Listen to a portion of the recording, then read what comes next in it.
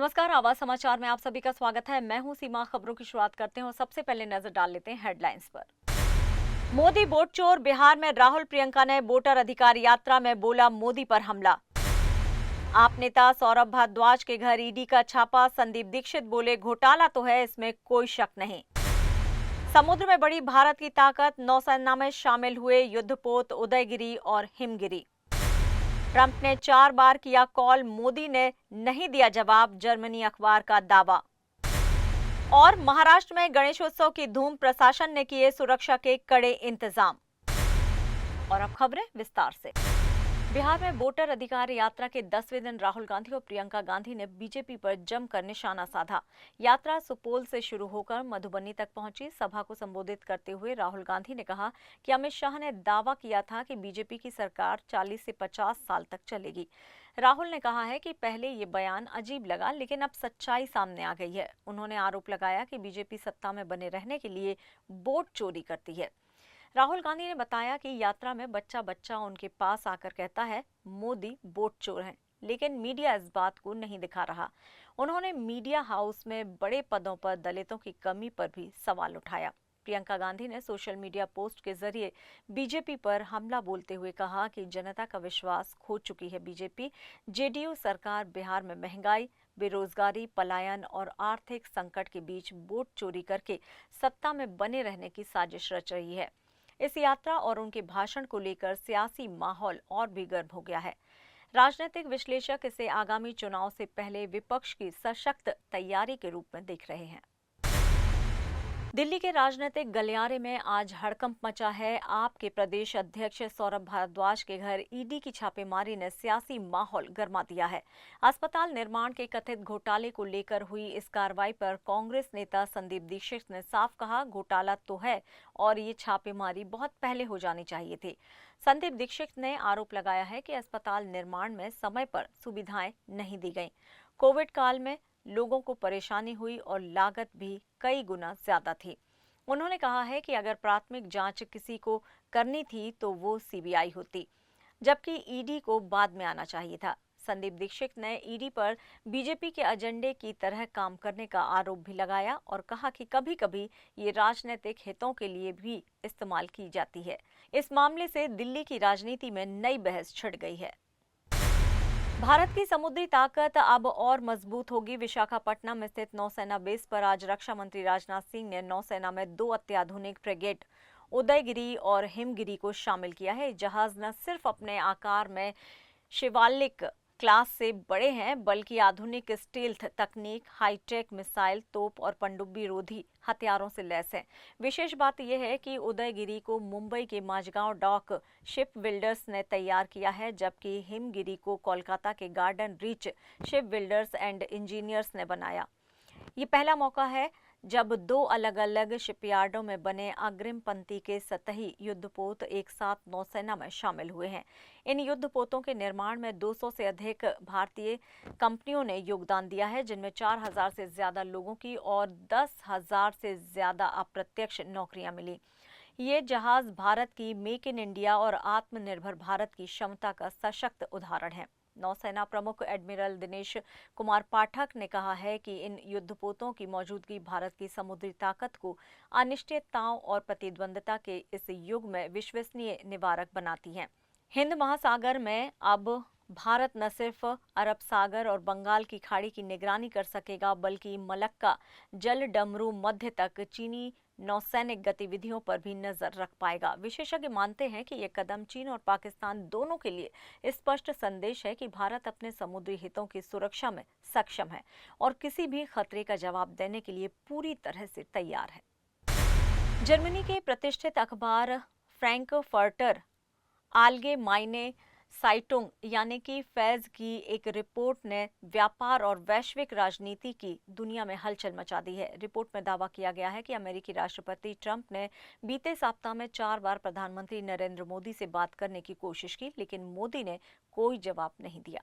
फैज ने लिखा है कि ट्रंप अब तक चीन, कनाडा, मेक्सिको और यूरोपीय संघ जैसे बड़े व्यापारिक साझेदारों का दबाव बना चुके हैं और कई देशों ने समझौता कर लिया या आंशिक रूप से पीछे हट गए। लेकिन भारत की कहानी अलग है। प्रधानमंत्री मोदी ने अमेरिकी दबाव के बावजूद आयात शुल्क घटाने या किसी व्यापारिक रियायत देने से साफ इनकार किया। रिपोर्ट में कहा गया है कि ट्रंप की शैली हमेशा टकराव और दबाव की रही है। वे बातचीत की बजाय धमकी और दबाव का इस्तेमाल करते हैं। अधिकतर देशों से इस दबाव के आगे झुककर कोई ना कोई रास्ता निकाल लिया, लेकिन भारत ने अपने घरेलू उद्योग, किसानों के हितों को प्राथमिकता दी और अमेरिकी फोन कॉल और चेतावनियों को अनसुना कर दिया। फैज का ये भी कहना है कि भारत की ये रणनीति न सिर्फ व्यापारिक मोर्चे पर बल्कि दक्षिण एशिया और वैश्विक रणनीति में उसकी मजबूती को भी दिखाती है। प्रधानमंत्री मोदी जानते हैं कि अमेरिका को चीन की चुनौती का सामना करने के लिए भारत की जरूरत होगी, इसलिए भारत अमेरिकी शर्तों के आगे नहीं झुकेगा। अखबार के अनुसार ये रुख भारत के नए आत्मविश्वास का प्रतीक है। देश अब खुद को विकसित देशों के दबाव में आने वाले पारंपरिक दर्जे से बाहर निकाल चुका है। न केवल अमेरिका बल्कि यूरोपीय संघ और एशियाई देशों के साथ भारत संतुलित और मजबूत साझेदारी की ओर बढ़ रहा है। देश भर में गणेशोत्सव की धूम है और मुंबई में माटुंगा स्थित जीएसबी सेवा मंडल का गणपति पंडाल इस बार भी भव्यता और आस्था का अद्भुत संगम बन गया है। इस साल गणपति बप्पा को 267 किलो सोने के आभूषणों से सजाया गया है, जबकि 350 किलो वजनी चांदी का सिंहासन उनकी शोभा को चार चांद लगा रहा है। पंडाल का बीमा इस बार 447 करोड़ रुपए का किया गया है, जिसमें आभूषण, पंडाल और सुरक्षा सभी शामिल हैं। यहाँ सिर्फ भव्यता ही नहीं, सेवा भी है। रोजाना हजारों श्रद्धालुओं के लिए महाप्रसाद का आयोजन किया जाता है, जहां हर वर्ग और समुदाय के लोग एक साथ बैठकर भोजन ग्रहण करते हैं। 70 वर्षों से चली आ रही ये परंपरा माटुंगा गणपति को मुंबई के सबसे अमीर और देश भर में श्रद्धा का केंद्र बना चुकी है। श्रद्धालु बप्पा के जयकारों के साथ कह रहे हैं, गणपति बप्पा मोरया, मंगल मूर्ति मोरया। मुंबई का ये भव्य पंडाल न केवल आभूषणों और भव्यता के लिए प्रसिद्ध है, बल्कि भक्तों के लिए सेवा और आस्था का भी प्रतीक बन चुका है। और खबरों में यहाँ लेंगे एक छोटा सा ब्रेक। आप बने रहिए आवाज समाचार के साथ।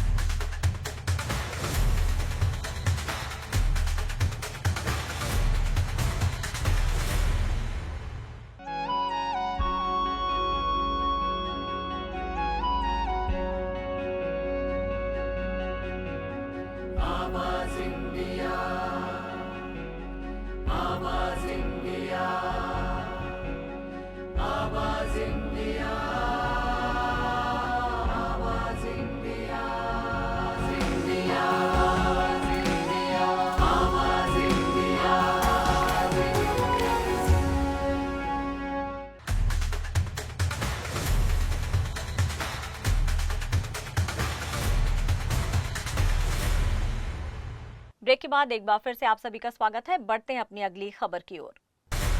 जम्मू कश्मीर के डोडा जिले में अचानक बादल फटने से भारी तबाही मची है। अब तक 4 लोगों की मौत हो चुकी है और दर्जनों मकान, गौशाला और सड़कें बह गई हैं। पहाड़ों से पानी और मलबे का सैलाब नदियों और नालों में आया। तेज बहाव ने रास्ते में आए पेड़, मकान और सड़कें तक बहा दी। कई लोग अभी भी लापता बताए जा रहे हैं। 3 दिन से लगातार जारी भारी बारिश ने नदियों और बरसाती नालों को उफान पर ला दिया है। चिनाव, तबी और बंसतर नदियों का जलस्तर खतरे के निशान से ऊपर है। रावी नदी पर बने रंजीत सागर बांध के सभी गेट खोल दिए गए हैं। निक्की तवी क्षेत्र में तटबंधों के कटाव के आसपास घरों को खतरा पैदा हो गया है। किश्तवाड़, डोडा और उधमपुर जिलों में भूस्खलन, मिट्टी धंसने और पत्थर गिरने की घटनाओं से जनसंपर्क टूट रहा है। राष्ट्रीय राजमार्ग भी बाधित हुआ है। रामबन जिले के चंद्रकोट, केला मोड़ और बैटरी चश्मा में पहाड़ियों से पत्थर गिरने के बाद 250 किलोमीटर लंबे जम्मू कश्मीर राष्ट्रीय राजमार्ग पर यातायात रुक गया है। आपदा प्रबंधन बल, पुलिस और स्थानीय प्रशासन राहत और बचाव कार्य में पूरी ताकत से जुटे हुए हैं। हेलीकॉप्टर और ड्रोन की मदद से प्रभावित क्षेत्रों की निगरानी की जा रही है। मौसम विभाग ने अगले 24 घंटे में और बारिश की चेतावनी दी है, जिससे हालात और गंभीर हैं। बिहार के सुपौल जिले में इंडिया अलायंस की वोटर अधिकार यात्रा का 10वां दिन है। इस यात्रा में कांग्रेस सांसद राहुल गांधी और राजद नेता तेजस्वी यादव के साथ कांग्रेस महासचिव प्रियंका गांधी वाड्रा और तेलंगाना के मुख्यमंत्री रेवंत रेड्डी भी शामिल हुए। आज की यात्रा सुपौल से शुरू होकर मधुबनी जिले के फुलपरास, झंझारपुर और सकरी बाजार तक जाएगी।